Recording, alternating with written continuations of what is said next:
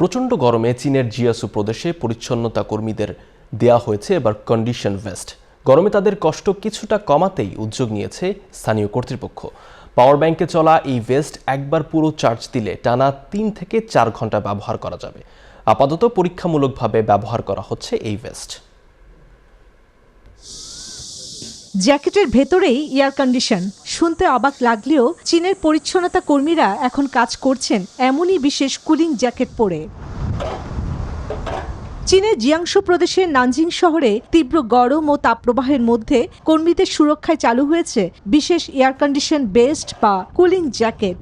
শহরটিতে তাপমাত্রা 40 ডিগ্রি সেলসিয়াসেরও বেশি ওঠায় খোলা আকাশের নিচে কাজ করা পরিচ্ছন্নতা কর্মীদের জন্য এই উদ্যোগ নিয়েছে স্থানীয় কর্তৃপক্ষ।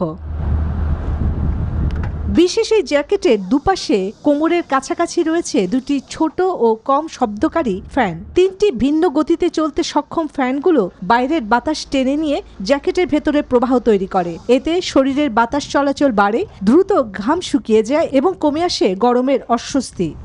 Bashundhara public school and college 2026 শিক্ষাবর্ষে ভর্তি চলছে। পোর্টেবল পাওয়ার ব্যাংক বা ব্যাটারি চালিত এই জ্যাকেট একবার পূর্ণ চার্জে টানা 3 থেকে 4 ঘন্টা ব্যবহার করা যায়। কর্মীদের ভাষ্য, প্রচণ্ড গরমের মধ্যেও স্বস্তিতে কাজ করতে সহায়তা করছে এই প্রযুক্তি নির্ভর পোশাক। তাপ প্রবাহ মোকাবেলায় এমন উদ্যোগ এখন আলোচনায় এসেছে চীনের বিভিন্ন শহরেও। চন্দ্রানী চন্দ্রা, নিউজ 24।